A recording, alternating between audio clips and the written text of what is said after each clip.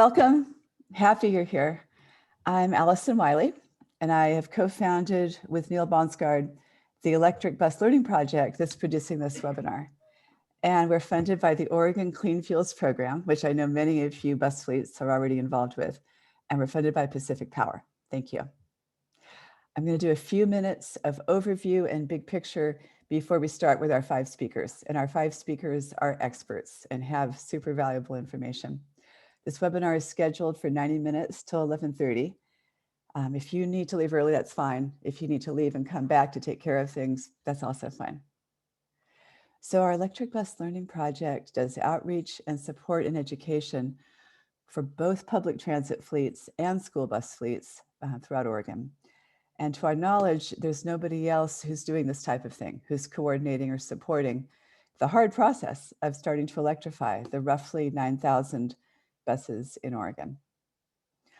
How am I qualified to co-lead this project with Neil? Well, I've been in transportation and the bus world for 15 years, and I've been focusing on electric buses for almost 5 years. And why do I do that? I love buses in general. I love the people who ride them, the people who run them, like you. Buses serve people of all income levels, and they're especially crucial to the disadvantaged, and they make public education possible. So buses are great by their very nature. Any bus is great. When buses can be clean and quiet, like electric is, it's healthier for everyone, the drivers, the mechanics, the passengers, and especially the kids, because their lungs are more vulnerable than ours, and the neighborhoods that our buses run through. And finally, electric buses help to address climate change. And we all got a vivid taste of that last week with the record-breaking blistering heat. So to sum it up, buses are great. Electric buses are ideal. They are where the industry is going. And electric buses cost a hell of a lot. And the prices need to come down. And we all know that. I think the prices eventually will come down. I also think that some funding help will eventually maybe come from the federal government. But today we're going to deal with things exactly as they are, the funding situation exactly as it is. And there are ways to fund electric buses. The 5 panelists that you'll hear from this morning each hold a piece of the puzzle, and this is an Oregon-specific webinar, how to fund in Oregon an electric bus.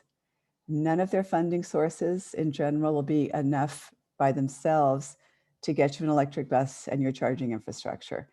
You're going to have to stack and combine sources, and I think that many of you are experienced at doing that. A lot of you are old hands at how you combine funding sources and leverage one thing against another. That is my overview. And it's also kind of a pep talk, because I think that electrifying is hard and it's doable, and it takes people coming together and making each other smarter, which is what we're doing this morning. I'm going to hand it over to Neil Baunsgard, my fellow project manager, and Neil will be introducing each of our 5 speakers. All right, thanks so much, Allison, and thanks everybody for joining. Just as a quick reminder, so we're going to go through these presentations back to back, which should take up a little over the first hour of our time today. If you haven't been in the Zoom webinar platform, it's a little bit different, and I'll ask to have you put your questions in the Q&A panel rather than the chat. That way I can see those and have them all ready to be able to answer for the rest of the group. If you want, you can submit those questions anonymously as well. And then we'll address them in a Q&A and panel at the end. So we'll go ahead and get started if Cory wants to get her video on and unmuted. Cory Wynn works for the Oregon Department of Environmental Quality as the Oregon Clean Fuels Program Manager. Cory has worked for DEQ for over 28 years, and in the last 11 in fuels, transportation, and climate policy. Cory holds a BS in Bioresources Engineering from Oregon State University. And whenever you're ready, Cory, we can go ahead and get started. Okay, yeah. Thank you to Neil and Allison for having me here today to present. I with you as far as definitely trying to encourage more of these electric school buses in the state of Oregon. I think this is a technology that is ripe and ready to go, and I think it fits in well with so many of the other things that we're trying to promote in the state for clean energy and healthy school students. I think this is a no-brainer. So hopefully I can just kind of give you this preview about how the Clean Fuels program kind of plays its role in stacking of the opportunities along with the rest of the speakers today. Okay, so next slide. So this is kind of in a nutshell what the Clean Fuels program is. This is a program that began in 2016, and the goal of which is really to reduce the carbon emissions from Oregon transportation fuels. So the line that you see is basically what the standard is, and it's pretty simple in that if there's a fuel that lies above what the standard is, it's it's higher carbon, and these fuels are basically gasoline and diesel. And then all the rest of the transportation fuels, basically what falls underneath the line are lower carbon, right? So the higher carbon ones generate deficits, the lower carbon ones generate credits. They both represent a ton of greenhouse gas emissions. And then so basically at the end of the day, we're trying to ratchet down on these standards and make it more and more and more stringent, so more and more and more clean. So what we're doing is promoting then the lower carbon transportation fuels. So currently the program is designed to meet a 10% reduction between the periods of 2016 and 2025. There is an executive order from Governor Brown from last year, the EO, the 2004, that directs DEQ and the Clean Fuels program to become more aggressive out to 2035. And that rulemaking to expand the program will begin later this year. But suffice it to say, it will be more aggressive and it will go out to beyond 2025 to 2035. Next slide. So if I just really quickly here, what we're really talking about is a variety of different fuels. The standard doesn't say, the Clean Fuels program doesn't say, I like electricity, let's electrify everything. That's not what it does. It basically says anything that's lower carbon than the gas or diesel is what we're trying to incent. The lower the carbon emissions, the better, but it doesn't say that, one is precluded from the program. So we're talking about biofuels such as ethanol, biodiesel, renewable diesel. We're talking about alternative fuels like natural gas, propane, electricity, hydrogen, and even sustainable aviation fuels, which is starting to emerge into the market these days. I draw your attention to the left side of the slide. We're talking about school buses here. We're talking about the technology exists for electric buses, propane buses, and not so much in school buses, but in transit buses, we have quite a bit of natural gas as well. And so what really trying to incent is, the electricity is lower carbon, but renewable propane, renewable natural gas, all of those things are lower carbon that we really want to see more of. Okay, next slide. But we are here today primarily to talk about electric school buses. And so where this plays into the Clean Fuels program is that if in this top line, you're talking about charging, so for electricity, like I said, it's a lower carbon fuel. And so the entity that is allowed to generate these credits for the Clean Fuels program are primarily the owners and operators of the chargers. So if you're talking about public charging that is used for workplaces and fleets, multi-unit dwellings like apartment buildings, those kinds of things, it's the entity that owns the charger. So this is where a lot of the, most of the school districts will fall into as a fleet electrification. So whoever owns the charger can generate the credits. You can see in the rest of this table, in the case of like a transit agency for transit buses, and for things like Streetcar and Max, it's the transit agency that generates these credits. And then for these other applications as well. So what's key here is that whoever generates the credits then have the ability to sell the credits, and then the revenue from those credits can be used for investments. The way that the Clean Fuels program is set up, we do not tell you, or the entities that are selling the credits, we don't tell you what you need to use them in. So there's no kind of like a regulatory restriction. But obviously, we encourage reinvestment into the electric, the ecosystem, because there are so many costs, as Alison pointed to. There's a capital cost for the bus, there's the chargers, there's for workforce training, there's upgrades to electricity, infrastructure, whatnot. So that's the thing, is that the revenue from these credits can be applied towards those kinds of things. Okay, next slide. So one of the things that I'm very excited about is we actually had a rulemaking that we concluded, that the agency embarked on late last fall into the spring of this year. So we have passed rules that basically went into effect starting in March this year. And it comes from the Executive Order 2004, where the governor directed DEQ to do specific rulemaking to really how can we use the Clean Fuels program as a better tool to incent electrification projects? As you all know, we have very aggressive electrification goals for vehicles in the state.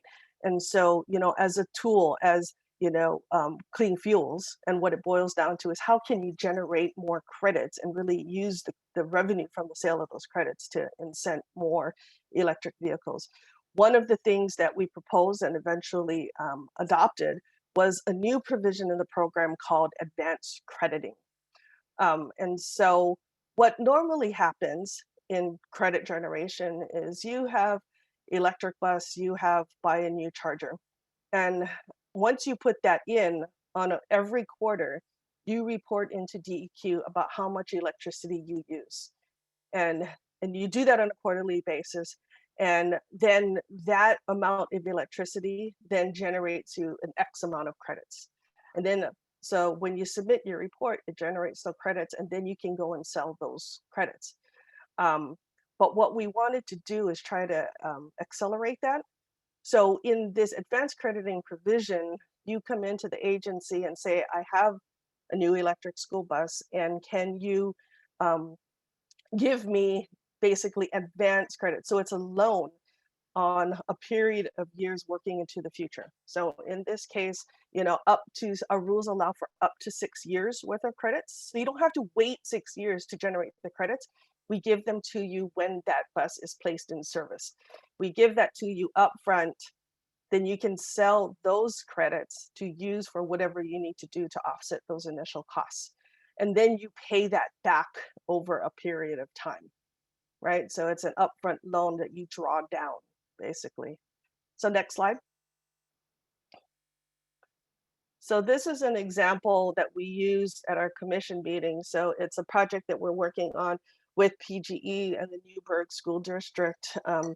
So just for example, and this is just for illustrative purposes. So if a school bus drives 15,000 miles, and an estimate amount of electricity to go those 15,000 miles is about 27,900 kilowatt hours, right? So you can see on an annual basis, it's about 36 credits that are generated.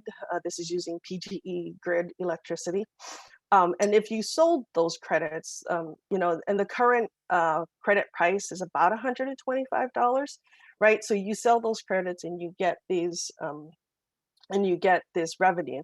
And so, it trickles in year by year. But if you can go and get the first 6 years of this investment, you can see how, $4,500 turns into $26,000 instead. And so, if we give you all these credits ahead of time, then you sell them and you can use this revenue to offset any of your costs. Okay. So next slide. So we did limit this provision for the advanced crediting to certain entities. We are primarily interested in helping the public sector, and the medium heavy and heavy duty vehicles is our prime focus here. So political subdivisions of the state of Oregon, fancy for any public entity, tribes, transit agencies, school districts. And we were very keen to also add in, so any entity that is actually contracted with any of these entities, right? So in the school bus, arena, it's the private companies that are contracted with school districts are also eligible to do this as well. So, and again, really focusing on the medium and the heavy duty. So transit buses, school bus, garbage haulers, port equipment, those kinds of things. Okay, next slide. So this is a basic process for how it works. We are in the process of putting together application materials now. Later in this year, we will basically announce a window for applicants to come in and say, yes, I want to apply for this advanced crediting. And then we'll review all of the applications and then work with entity by entity to actually do agreements about how many credits, what period of time, what's the payback period, and the terms of the agreement. Then we issue you your credits, you sell the credits, you use the revenue to invest how you feel is necessary for your school district to use that money, and then you start paying back that loan. And that loan, the way that it gets paid back is basically, again, every quarter you submit your amount of electricity that you use. So instead of generating new credits, you're basically drawing down what your initial loan was. Okay. So that kind of, in a nutshell, is this advanced crediting provision. We are really hopeful that school districts can take advantage of this. We've worked a lot with some of our transit agencies on how to design this. And with this period of 6 years worth of credits and then a payback period of 9 years, we really thought that this was kind of the sweet spot as far as like, amount of time and effort it takes to administer this kind of agreement, but also, generate, a not insignificant amount of revenue to actually help move the needle as you move towards more electrification, right? So I think the one caveat I just wanted to add in is that this is predicated on you having that first initial EV, right? So this is where other grants and utility involvement can help you get into that first vehicle, because we start doing the advanced crediting once that vehicle is put into service. Okay, so it can definitely help you get that second and the third and the 20th bus, but it's not in place to get you that first bus. Okay, okay.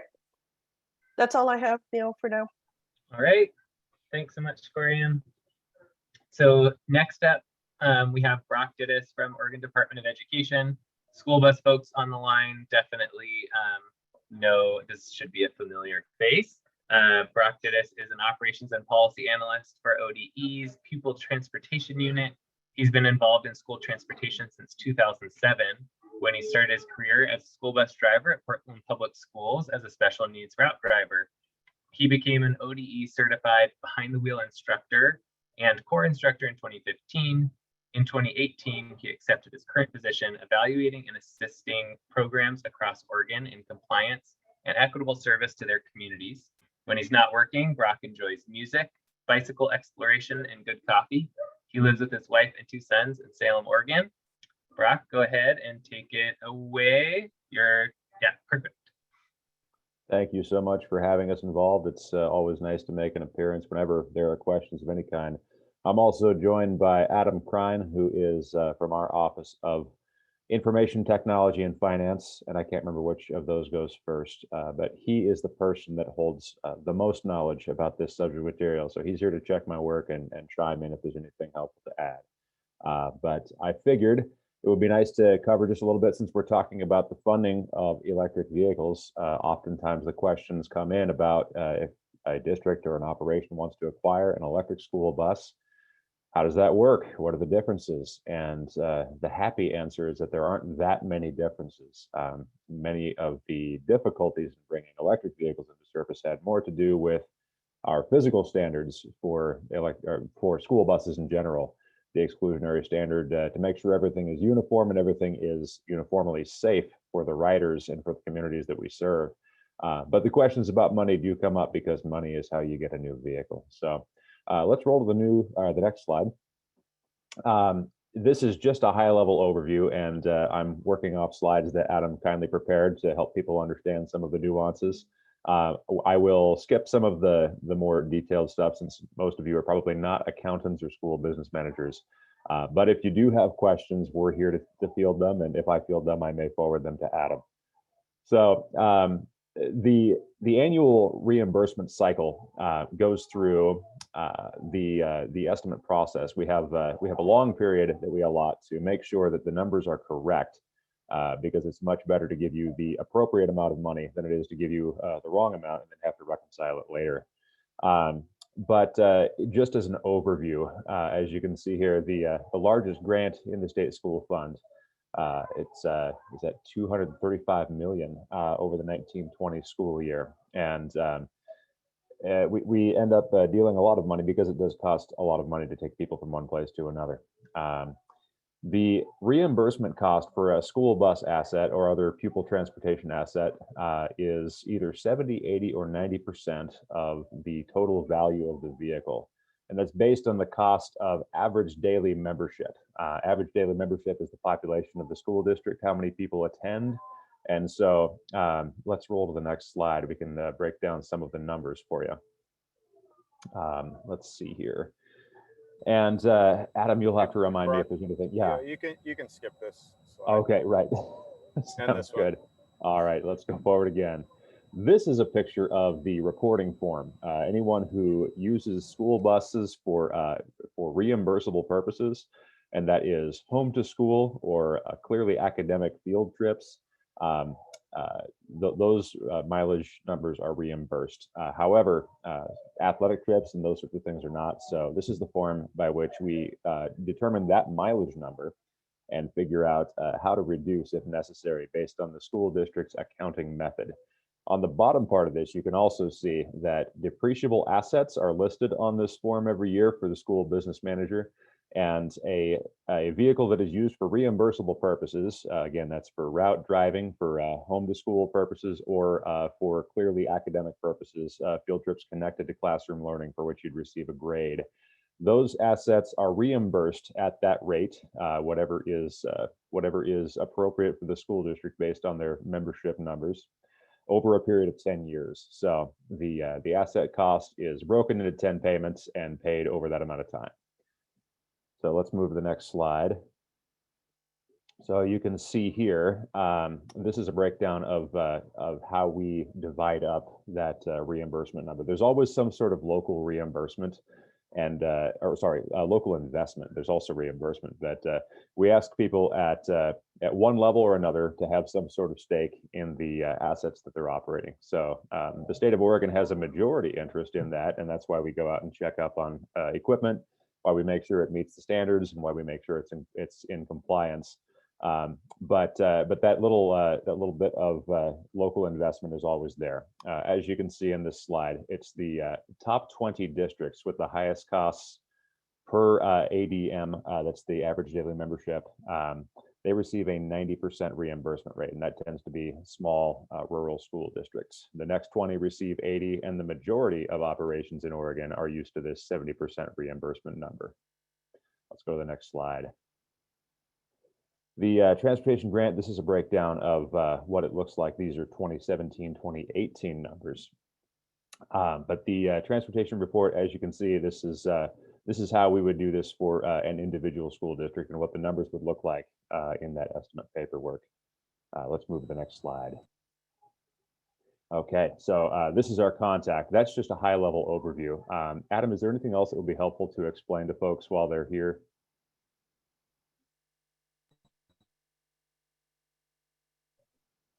Overall, the key takeaway here is that we, like Brock mentioned, that we do a 70, 80, or 90% reimbursement based on your ADMR. So that's your resident students and your costs, your total costs for transportation. The other reimbursement outside of that is the 10-year and the 25-year depreciation schedule that we have for buses and bus garages. And so there's no special dispensation for electric buses. We would treat them the same as diesel or gas buses, and you would receive the same reimbursement rate for those electric buses. That's it. Yeah, and I guess you could call us platform agnostic. We will reimburse no matter what the driving fuel is.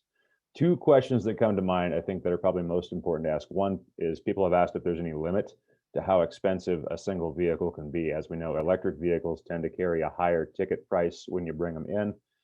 We don't have a cap on that, but the dynamic of how the state school fund works, I think it's important to understand that the transportation reimbursements come off of the top. It does limit some the ability to use those funds for other purposes, such as the classroom. And so the way that people account for these reimbursements and their own local funds is still somewhat a matter of strategy. So that's one of the reasons it's nice that there are other avenues to bring some of these vehicles into service, like grants and so forth. The other thing to understand is that any sort of grant money that you receive from a different source would be a reduction in the amount that we would reimburse. So the total price of the vehicle, if it is reduced by some sort of other grant funding opportunity, that would reduce the amount that we would reimburse from the state school fund. And we want to make sure that we are responsible with the public's money and taxpayer dollars. And that's one of the ways in which we do that. So I think that's probably enough as a summary right now. Certainly we'll entertain questions. The time for questions is here. Thank you, Neil. Back to you. Yeah, thanks so much, Brock.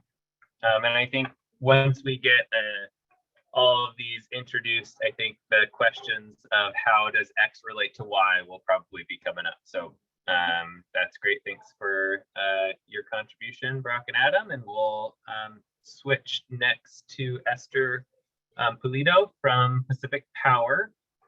Esther is a project manager at Pacific Power and supports the day-to-day administration of transportation electrification programs. Prior to Pacific Power, Esther had a diverse background in both the public and private sector. She started her career in sustainability at Inhabit, supporting home efficiency and weatherization. She recently, she's helped launch Reach Now's car share service in Portland and opened Forth's electric vehicle showcase. She's passionate about transportation equity and working with BIPOC communities. Esther holds a Bachelor of Science degree in Geography and Regional Development from the University of Arizona, and we'll be talking about Pacific Power's Electric Mobility Grant. Take it away, Esther. Hello, everyone. Thanks, Neil and Alison, for convening this meeting today. I'll be discussing Pacific Power's EV programs and specifically the Oregon E-Mobility Grant. Next slide. And I'll start with a snapshot of our current EV programs. They are categorized in three main buckets: outreach and education, just like this program that we funded. So I'm glad to see it come to fruition. We also had previously our ride and drive events and technical assistance. We're excited to have public charging stations throughout Oregon. Right now we have 5 DC fast charging sites throughout Oregon, which is really exciting. And grant funding, which is what I'm going to launch into for the Oregon E-Mobility Grant. Next slide, please. And funding for this grant is made available through the Oregon Clean Fuels program that Cory outlined earlier. So we do align very strongly with the program's goals to reduce carbon emissions by 2025 by about 10% compared to 2015 levels. Next slide. For this session, the total for this cycle, the total funding available is approximately $650,000. We're looking for projects that promote EV technology, and preference will be given to applicants and projects led by and serving rural and or frontline communities. So the term frontline communities refers to communities who experience higher pollution exposure and lower investments in infrastructure and resources. Next slide. Thank you. All Oregon non-residential electric service customers are eligible to apply. This includes nonprofits, for-profits, and government entities. This program is designed to be more flexible with the hopes that we can attract creative and innovative projects. So things like make-ready projects, car share, components of outreach and education like this program, collaborations, and we have quite a few school bus projects that's been funded, which we're really excited about. Next slide. Just to go over the timeline, this grant is currently open right now, and applications deadline are due August 31st. Notifications of the grant awards will be announced in October. Next slide. And just a reminder to you folks applying, we do provide additional resources for applications. So those interested in installing charging infrastructure, like Alison mentioned, which is pretty much one of the hardest things about these school bus projects. We do provide technical assistance support through a C2 group, as well as applicant coaching via Chris Crockett and Nexent group. They're available for, C2 will be available for on-site visits now, if you're comfortable with having that in-person meeting. Otherwise, they can do everything remotely. Next slide. And just to apply for technical assistance or just to learn more about your EV programs, you can visit our website for more information here. It's www.pacificpower.net/EV. And I think we're holding all the questions in the end. Is that correct, Neil? Yeah, that's correct. Okay, so I'll go ahead and pass it on to you.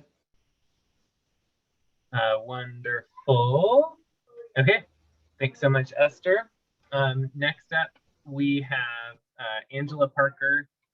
She's a member of the team that has developed and is implementing the Department of Environmental Quality's new diesel emissions mitigation grants.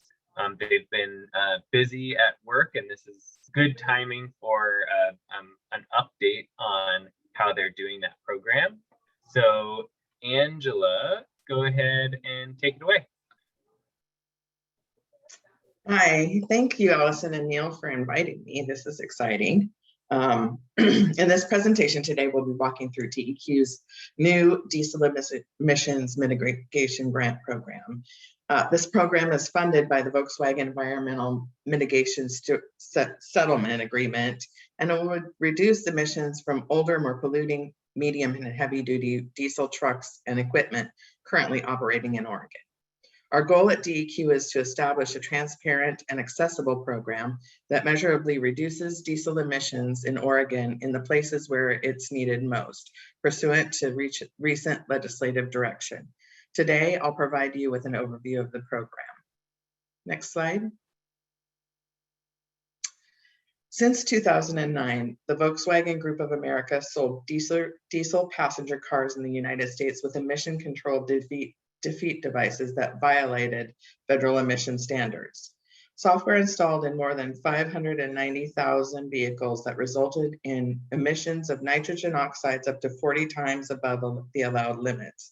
The resulting lawsuits were resolved in a partial consent decree, essentially a settlement against Volkswagen on behalf of the United States and the vehicle owners. In addition to compensation for vehicle owners and mandatory investments in electric vehicle charging infrastructure, the decree requires Volkswagen to provide more than $2.9 billion to an environmental mitigation fund to mitigate previous and current excess emissions of nitrogen oxides by these non-compliant vehicles.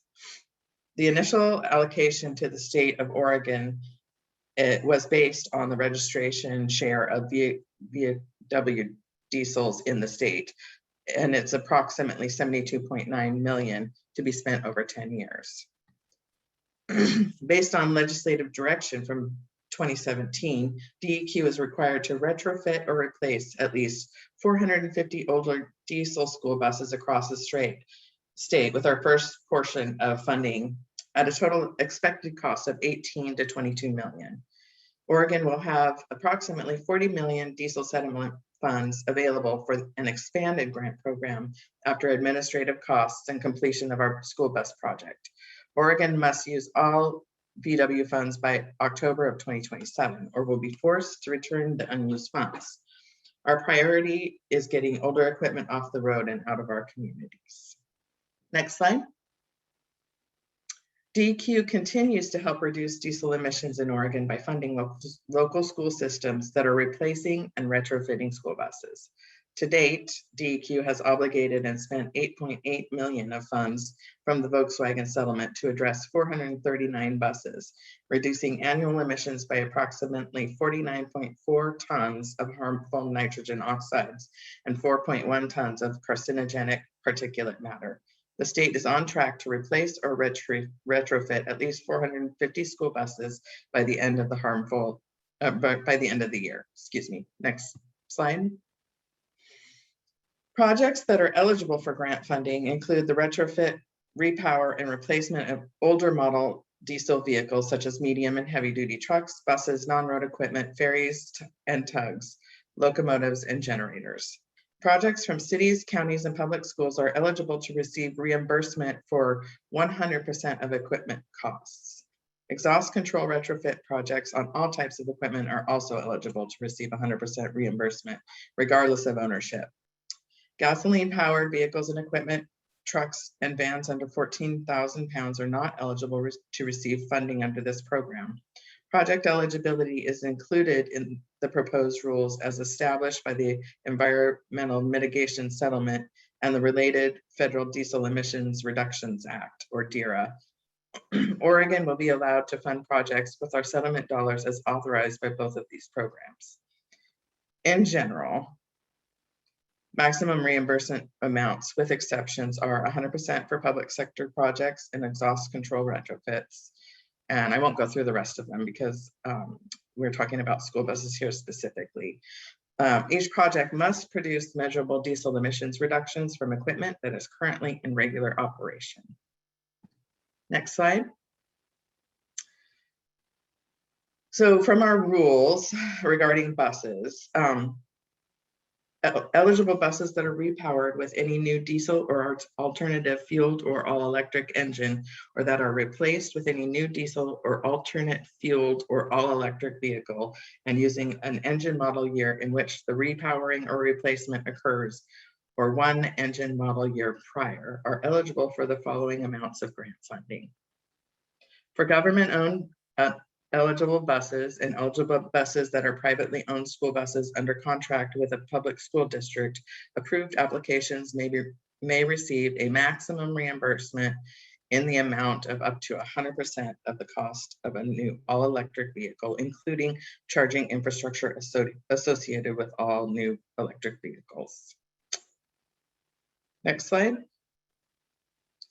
DEQ has established an online grant application platform called Web Grants, now available on our webpage, for everyone who wants to apply for funding under this program. The software will allow you to set up an account, input all required information, and save draft materials while applicants collect documents and photos for their old diesel equipment.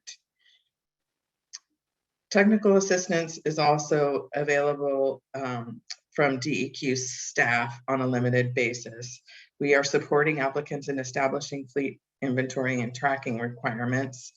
And we have developed a comprehensive user guide as a resource for grant applicants, which is also available on our webpage. A key feature unique to this program is the availability of funding up to 15% of reimbursement maximums for technical assistance services for COVID certified firms. Next slide.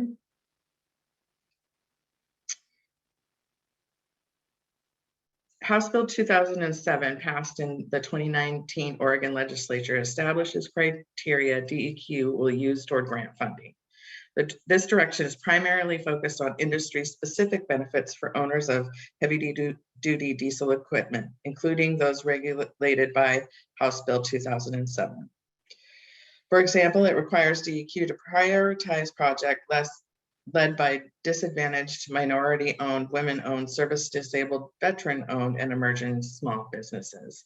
The cost-effectiveness criterion is based on EPA's Diesel Emissions Reduction Act, or DERA program, to increase emissions benefits with limited funding. The vulnerable population criteria is based on DEQ's existing diesel mitigation plan and our commitment to prioritizing investments in communities that are disproportionately impacted by diesel pollution. Next slide. DEQ will apply these criteria when reviewing applications and award grant dollars accordingly. Each applicant pool will be scored and ranked with highest scoring projects among all applicants in a given grant cycle, receiving funding until all available funding grant dollars are spent. We will review projects based on project type, cost, air quality benefit, project location, applicant profile, and fleet profile. If available funds are oversubscribed and several applications receive the exact same score, DEQ will calculate detailed cost effectiveness amounts to break any tie. DEQ staff intend to review applications after August 31st, which is the grant deadline. Next slide. Here are the dates for our applications cycle.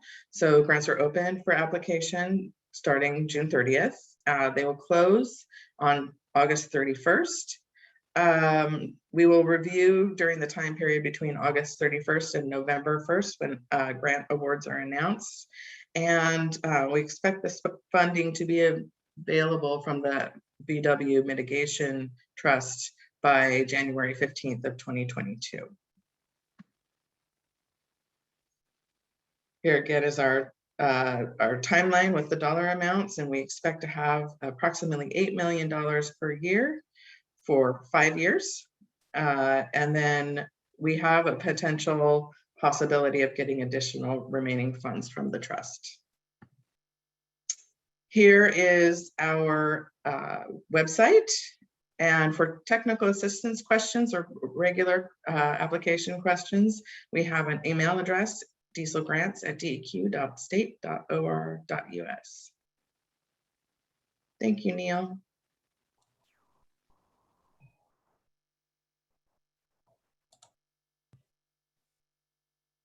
All right. It was bound to happen at least once. I was muted there, but thanks, Angela. There's a lot that go into these programs, and so it can be it takes a lot of interpretation to figure out exactly how it's going to apply to your project. So just a reminder, if you have specific questions, go ahead and throw those in the chat, or sorry, in the Q&A section. So next up is our final speaker, Christie Sphoon from the Oregon Department of Energy. She's the school programs lead there, and she's served with the Oregon Department of Energy for over 20 years. During that time, she's held different positions and has worked extensively with school districts since 2006. In her current lead role, she focuses on work to implement energy efficiency measures within schools. She's also helped school districts navigate electric vehicle and electric vehicle charging purchases through the schools program. Christie, go ahead. You can go ahead and turn on, oh, your video's on, so you can go ahead and get started. Thank you, Neil. Okay, hi everybody. I'm here to talk about the Public Purpose Charge Schools program.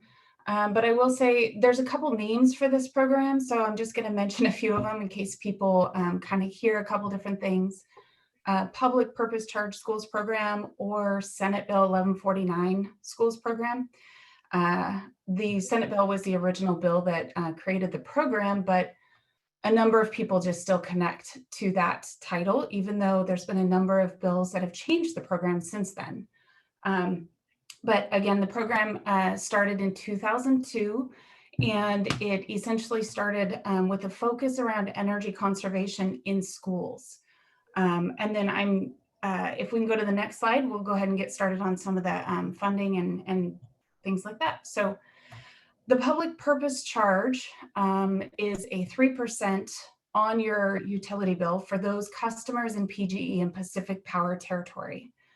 So school districts, well, any customers, but again, school districts, this is kind of the breakdown that we show for the public purpose charge split. But again, 3% is on your utility bill for the public purpose charge, but school districts receive the first 10% of that pot of money that goes back to them for these energy projects. And again, we'll get into a little bit around the electric vehicles and the school buses. Energy Trust also gets a good portion of the funds, 74% again for conservation projects and renewables, things like that. And Oregon Housing Community Services receives kind of the remaining portions. So the next slide, please. And again, kind of the structure of this program, again, as I mentioned, was kind of around facilities and schools. So the way that it's divided for eligibility and what determines the funding for each district is based on those facilities. So again, I will connect it to school buses, I promise. But the eligibility is determined based on those facilities that are in public or in the PGE and Pacific Power electric territory, and are those educational facilities. So again, your elementary school, middle schools, high schools. The bus barns, technically that building itself is not considered an eligible facility to have these eligible energy projects done. But again, that doesn't preclude it from where we're dealing with these school buses and things like that. The admin buildings, again, they're not necessarily eligible for these energy funds on the facility side, but again, we'll talk a little bit more about where the funds can be spent for these electric vehicles and things like that. Next slide, please. Okay, so this is just a little bit about, again, the funding in general dollars, just to give you guys a little perspective. Again, there's 110 school districts that are within those electric territories in Oregon that are eligible for this program. The number of schools, it kind of varies each year, but it's about 825 schools. And I would say the average kind of estimated amount of funds that the school districts receive back through this, through the public purpose charge is $8 million. Again, it's estimated, it's average. It kind of slightly changes each year based on the utility revenues and things that are going on in that arena. And then, so just kind of looking at a few different dollar amounts already through the program. Again, the total amount of funds that have been received to the school districts from 2002, so the beginning of the program to June 30th of 2019, is over 137 million. Again, most of these funds have all been spent in those facilities, energy audits, energy measures on that energy conservation side. Well, and the funds received, and then the next item is the expenditures. The total expenditures is just over 125 million. So again, all on that kind of energy audit and energy measures side of things. The next slide, please. So, okay, so again, a little bit, just to kind of recap, the school districts get 10% of that pot. I kind of talked about some of the numbers. We determine which facilities are eligible first so that we can determine those districts that are eligible to receive those funds.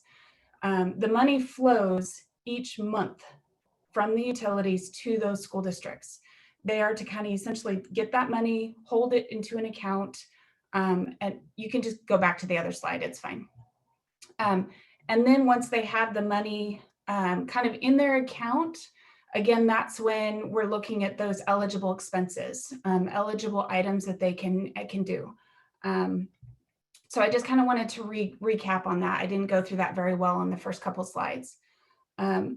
The most recent change to the program is now including this transportation kind of element, the fleet audit. So in the 2019 legislative session, Senate Bill 1044 changed some language so that school districts can now use some of that public purpose charge funds that used to be dedicated just solely to your educational structures, energy measures, can now be used to first complete a fleet audit, but then could be used to purchase a zero emissions vehicle, which includes buses, or to purchase or install these electric charging stations or chargers.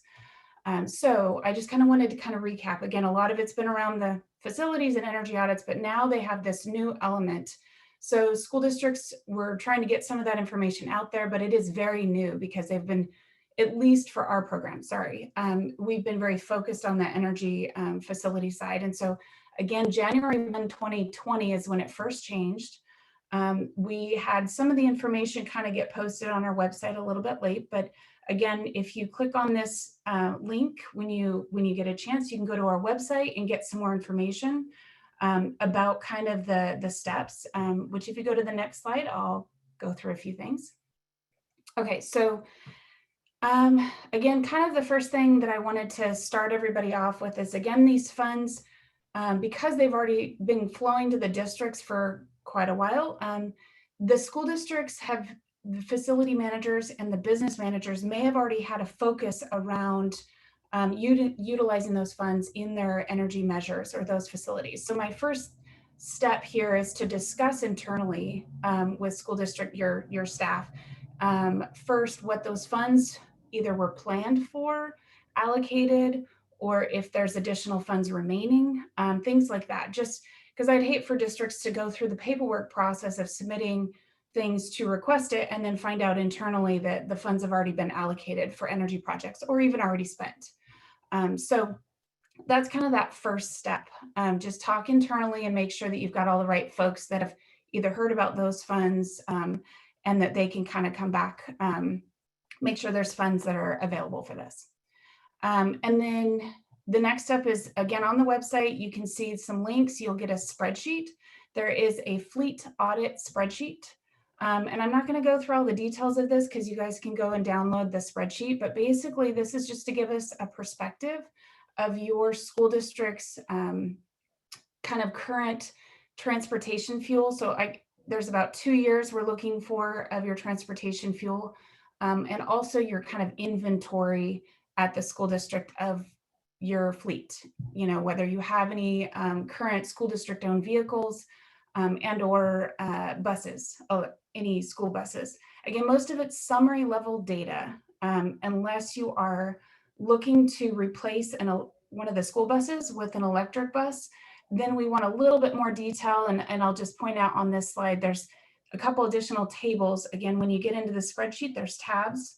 There's a bus inventory tab.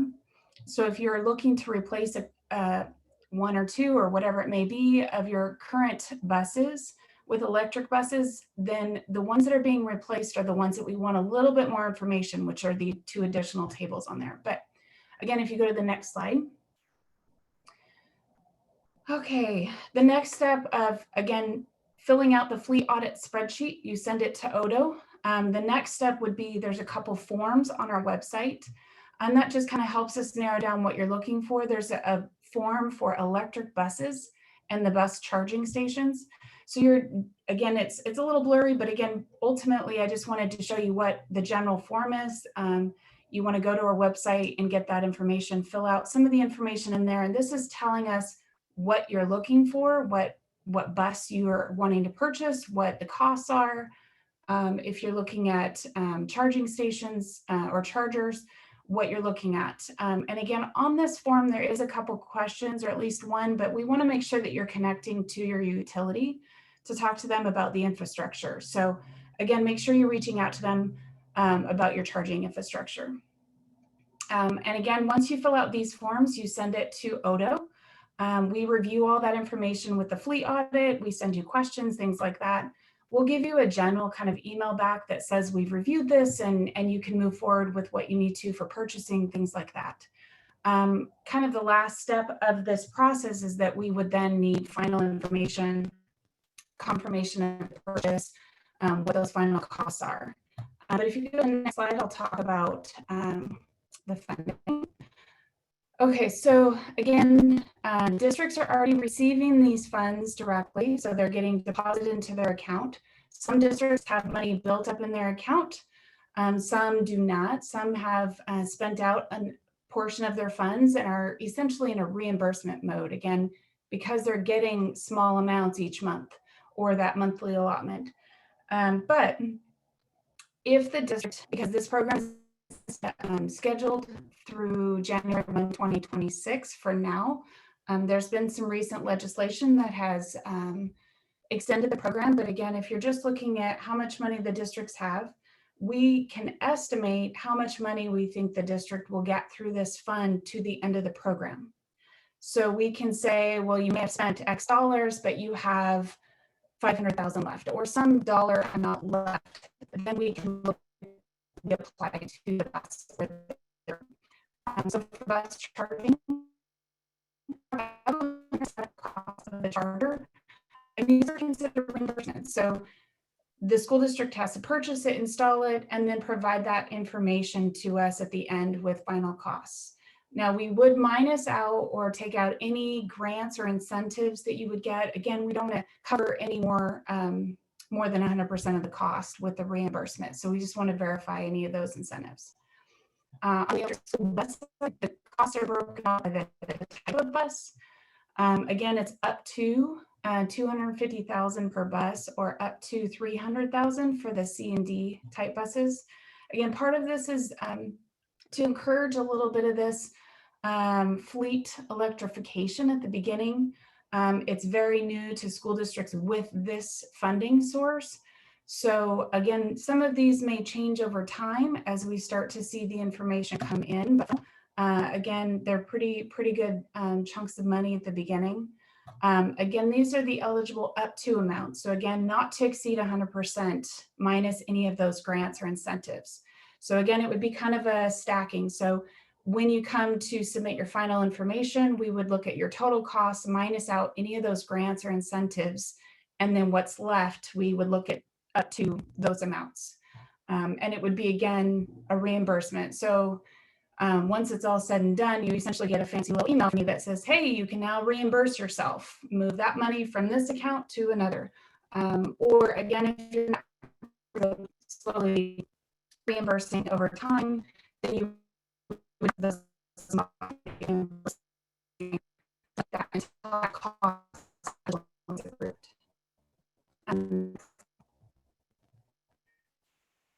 Okay, and just one little intro. The tool we're working with a number of organizations to create the school bus cost comparison tool. Again, it's just coming out soon. This is to help school districts look at the cost between maybe an electric bus and one of your other buses if you were to look at purchasing. I don't have a lot of details on this because I'm not the technical person that worked for this, but I just wanted to emails or crazy about to help this. And then my contact information. Let's see. There you go. So yeah, and I think once we get into Q&A, you guys let me know if you have any questions, or again, reach out to me or Tracy at our office about any of the questions. I know there's a lot of details around the funding source here, and there's a lot of questions about the reimbursement models. So just give us a call. Thank you. Awesome. Thanks so much, Christie. And thanks everybody for sticking with us.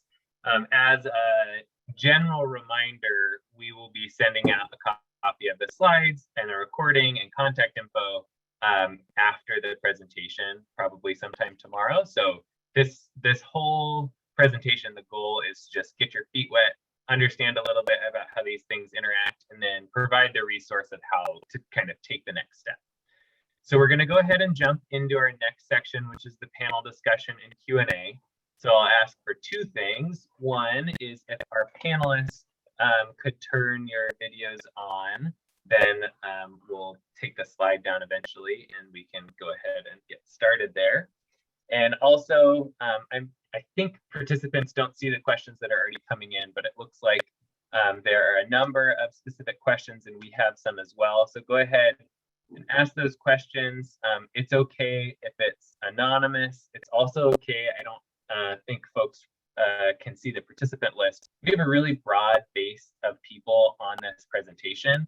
So there are people from school districts, there are people from electric utilities, there are people from state agencies, there are people from nonprofits and public government. So there's a lot of people on this call. So whatever's relevant to you will probably be relevant to the rest of the group. So go ahead and put those questions in the Q&A section and we can go ahead and get started.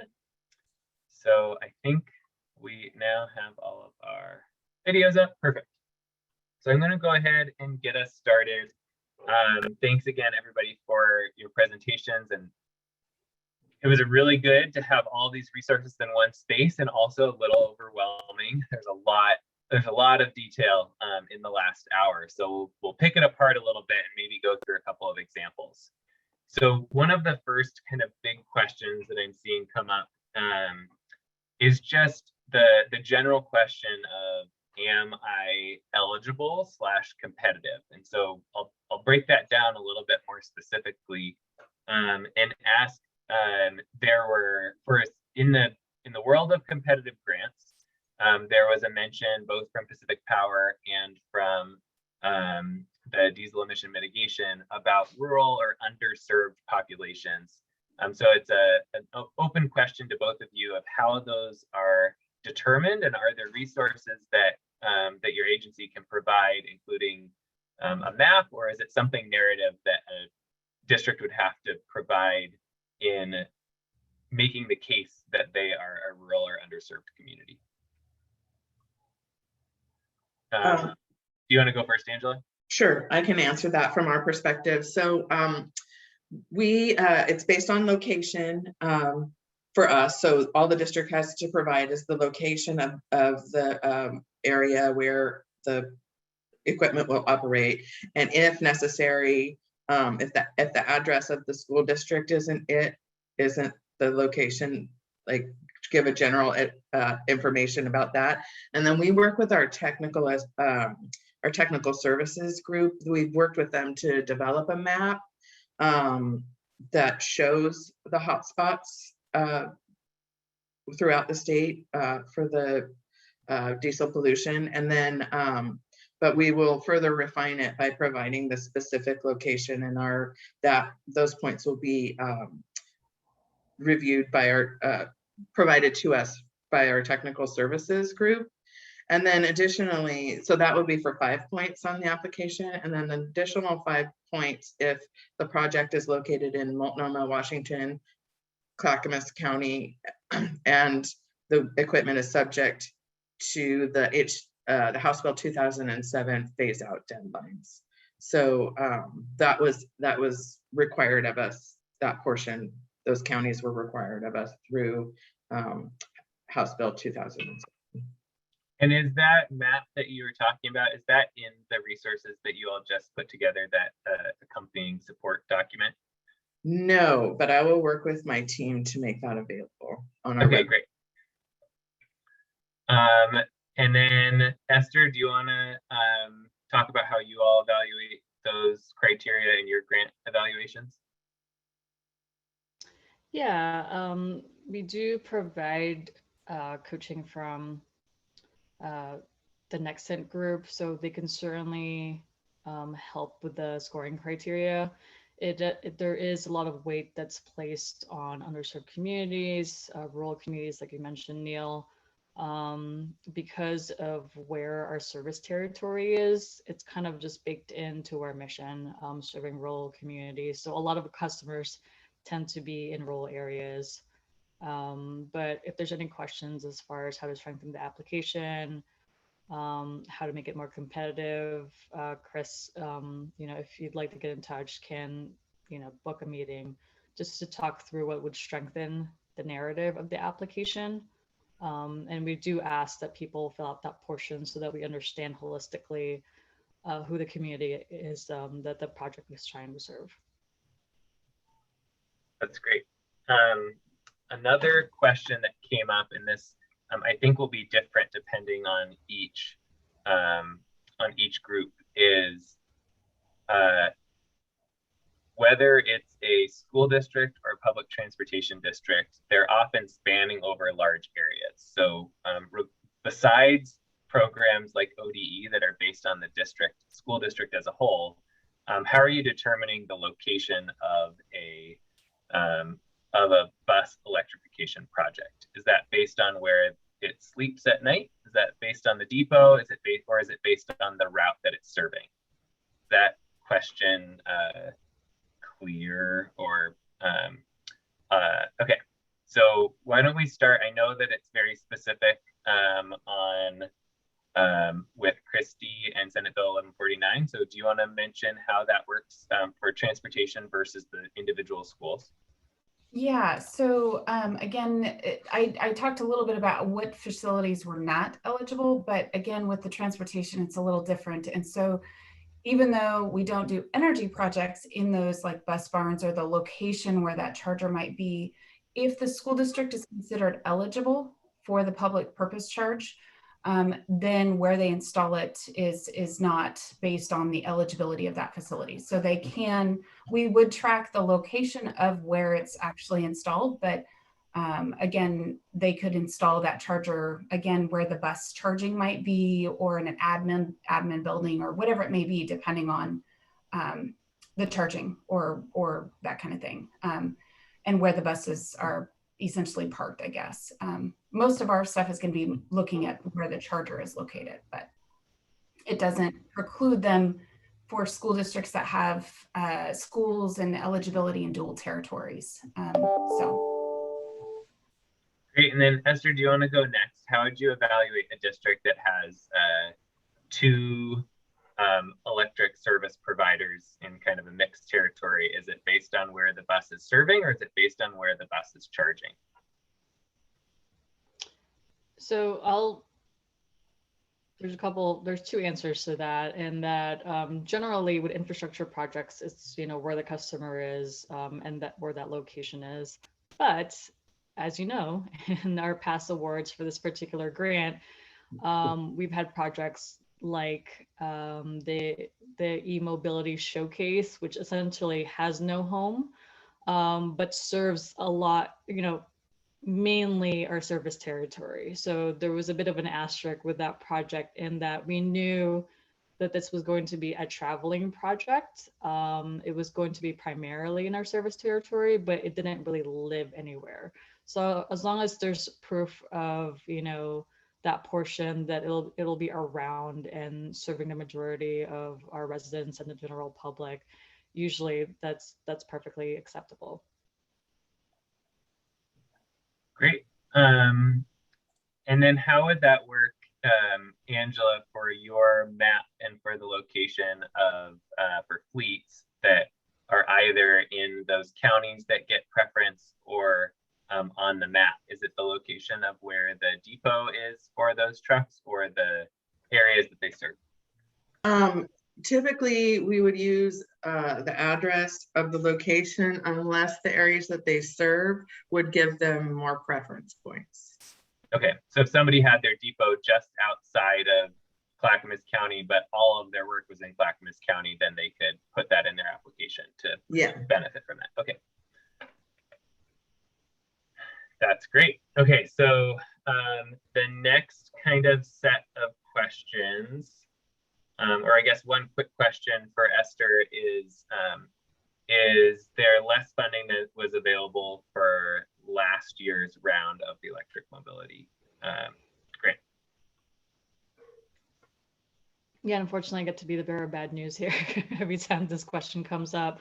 So last year we had a pot about $1.3 million altogether. Those were actually 2 years worth of credits combined. And that's why it's quite a bit larger than this year's pool of money, which is $650,000. Okay. All right, so the next question that I'm going to pose to Brock and Adam from ODE is just to talk us through a hypothetical example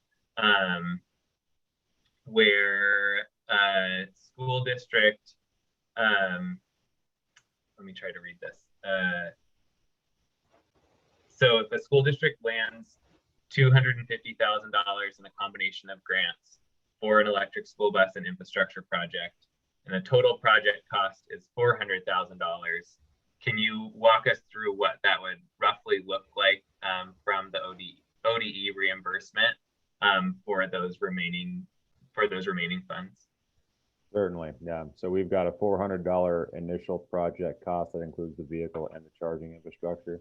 To the best of my understanding, and Adam can correct me if I'm wrong, but I believe charging infrastructure would be one of the reimbursable costs considered to be part of the garage and garage facilities that we would reimburse, as long, again, as this vehicle is being used for reimbursable purposes, home to school or academic field trips.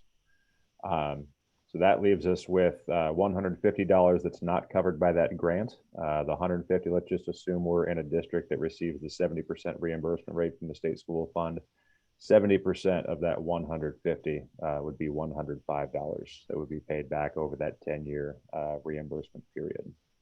I get that right, Adam? Yep, that's correct. Okay.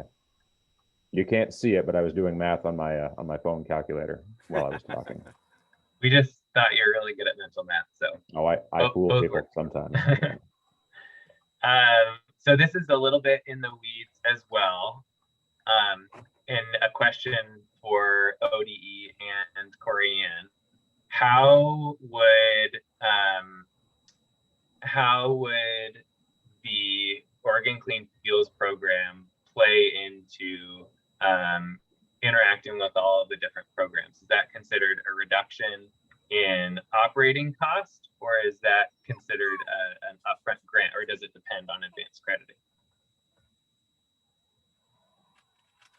Yeah, Yeah, go ahead.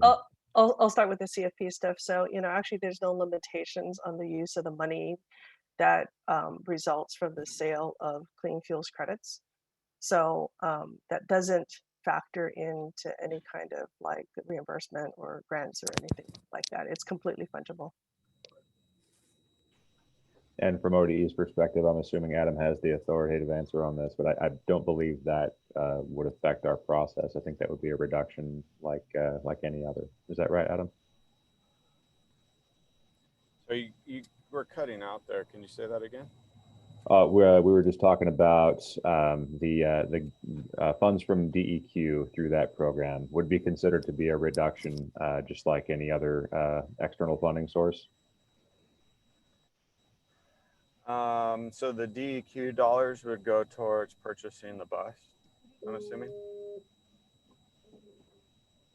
And in this scenario, is that what we're seeing here? Is that right, Cory Ann? And not necessarily, So Okay. I mean, if you're just applying those credits or dollars towards your transportation costs, it wouldn't be it wouldn't count against you, I guess is what I'm saying. Right, because it's not being used to purchase a new asset. So yeah, I think this Yeah. is strategic thinking Great. amongst the district, right? I mean, so whether they want to use that money to apply towards a bus or to apply to a charger or some other related costs. Right, training your mechanics or whatnot. Yeah. I mean, because it's not really grant and aid, right? It's Yep. not a grant you're receiving to buy a bus. So if they're using these funds,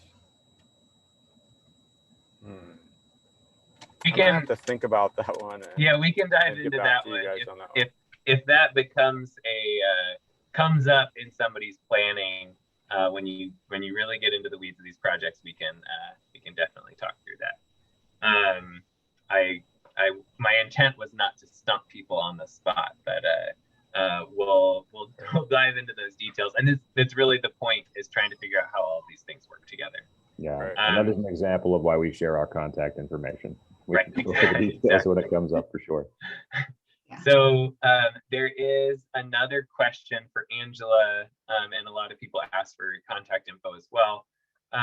What are the requirements of buses that are retired when using grant funds from the VDEB settlement program? Thank you. That's a good question. So we require those buses to be completely decommissioned. First by drilling a 3-inch hole in the engine block, and by splitting the chassis, and then having the bus dismantled by a scrapyard. Okay, so very much decommissioned. Yes. We do not want that bus to go back out on the road in any form. Right. That is that's good to clarify. And then it looks like we have we're actually doing very well on time. So if there's other questions in the audience, or if there are other questions from the panelists, we can do that. And then once we have a little bit of time at the end, then Alison and I can wrap up and share a little bit more about the resources that we can help provide as well after the fact. Am I missing any other questions, Alison? Well, we did get a good question. I think it was from Marla about how can our program help as people are applying. Neil and I can help to a degree. The Electric Bus Learning Project is here to help people electrify, and sometimes that means applying for your funding and chasing down certain information. We're available to help.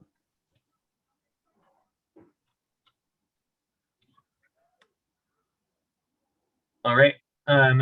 So I had a survey, but it doesn't show up on my panelist list anymore. So I'm just going to ask folks to put it in the chat. For folks that are here, regardless of where you're from, if you could put in the chat just to the panelists what you think the most valuable resource or missing resource is in an effort to electrify your fleet.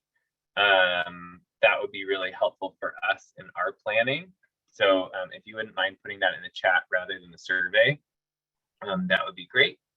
And then Arthur, I see your question about what buses are C to be decommissioned, and I don't know what that means. So if you want to clarify that as well.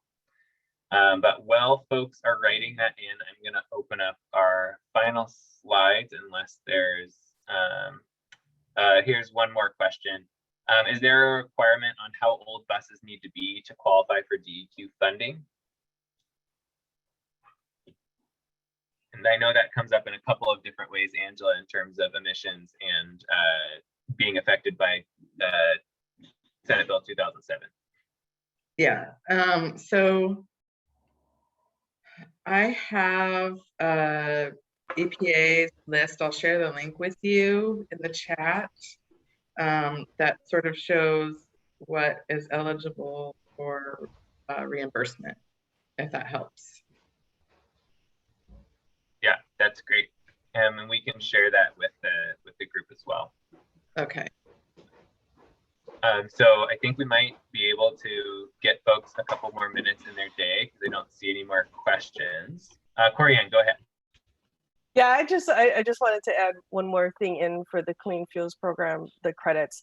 You know, in the example that I provided, I used a credit price of $125 a credit. That, you know, if you sell those credits, that's the going rate now. Part of the reason why I put that initial graph about the program being expanded out towards 2035 is to be able to show that this is a regulation that's going to become increasingly more stringent, which, you know, just basic kind of like supply and demand of credits. The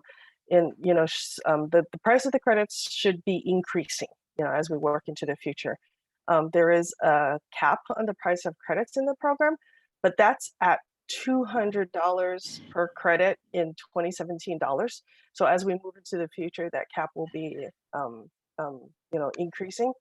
And so even though it's 125 now, you can see that the potential of the credit revenue can get increasingly larger and larger. So just to kind of keep that in mind as well. Yeah, thanks, Cory. And that translates, there was some nice math on the slides that'll be sent out, but that also can translate into an estimated price per kilowatt hour that your bus is charging. And so there's two ways that you can use those credits or evaluate those credits in terms of your planning for a bus's feasibility. One is either in an advanced crediting scenario, if you're eligible for that, and thinking of it in one large lump sum. And the other is looking at it as a kind of fuel cost that oftentimes ends up being pretty close to negative because there's enough value in those credits. So we're happy to work through some more of those examples in the future. It looks like we got one last clarifying question from Arthur. So the question is, What are the requirements for buses that can be decommissioned for the Volkswagen program?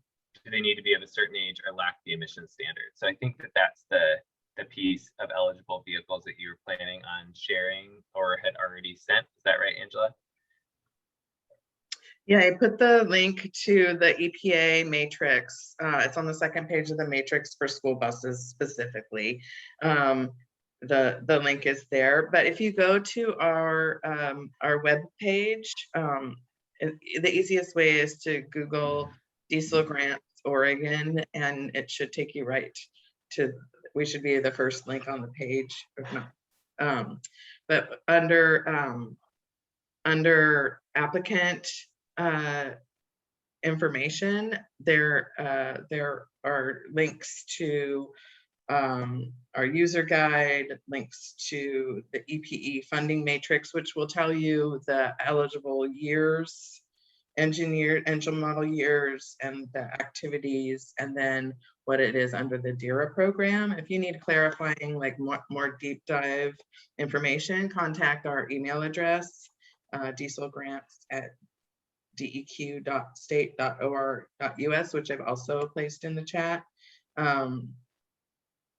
And we can answer project specific questions that way. All right, wonderful. Are there any other notes from anybody, or can I switch to our wrap-up slide? Yeah, go ahead, Cory. Yeah, actually building on something that you just mentioned, Neil, the ways that you can actually affect credit generation for CFP. So the other thing is that you talk about, like the price of the credits moving on to the future, but also, how clean the electricity is for your utility. The example that I presented was PGE, so it's statewide electric mix. But if any of you are like in your COU territories where your electricity is near zero because of the renewables that are part of the grid, the lower and lower, the cleaner and cleaner that electricity gets, the more credits that you generate as well. So that's another kind of factor that will help you increase your credit generation. Great. All right, well, hopefully this is just a starting point for everybody. We want to make sure that this is really just a starting point and not an end. So here's a little bit of what's next and what Alison and I and the Electric Bus Learning Project can provide. So first off, there was a lot of content covered here. As somebody that's had many one-on-one conversations about each of these funding sources, it was still a lot for me. So there's going to be the opportunity to dive in and also share this with a relevant person, either on your team, at your district, or your agency that might want to have a background of all of these items. So I'll both share a PDF of the slides and a recording of the presentation that will be shareable to whoever is interested. That will also include contact information. So then those resources will kind of be in one spot going forward. Our program will continue to have future events. This event in particular came up after having many discussions after an in-person electric school bus tour through Oregon, that questions about funding was really top of mind. And so that was what led to this presentation. And we will continue to have those opportunities as they are requested and needed by the people wanting to advance electrification. We're also available for some one-on-one support and site visits, depending on where you're at and what our funding is allowed to support. That's going to look different depending on the agency. But our contact info is on here and our website is on here, and we can be a depot or a hub. So if we can't help you directly, we're always available to connect you with the right resources and get you started, because it can be intimidating to know where to start for sure. So that's most of what our program has today. You can expect that email in the future. And if you signed up for this webinar, we have your email, and we will include you in on the updates from this program. If you're just interested today, once you get that reminder email, just send us an email that you don't want to be a part of the ongoing list, and that's totally fine too. Alison, do you have something to wrap up with? I do. I was just noticing that of the 5 excellent panelists, 3 of them were talking about ongoing funding sources that are just kind of always there. And that was Cory and Brock and Adam, and also Christie. 2 of our speakers were talking about funding sources that have deadlines, applications and deadlines of August 31st. And those people were Angela, Parker, and Esther Pullido. And so sometimes it's good to separate out the urgent from the non-urgent. With the deadlines that are coming up for the electric mobility program and also the diesel emissions reduction grant, if you want particular help with those deadlines, you could consider asking us for a particular webinar later this month or early in August about that. And you can also get one-to-one help. I'm often deadline driven, you might be too, especially if you really want some funding. So let's keep in mind that August 31st is a deadline, and there's a possibility, if you're interested, of a webinar specifically on those 2 application processes. All right, thank you everybody for your time. Feel free to follow up with any questions, and looking forward to help you all in your electrification journeys. Bye everybody.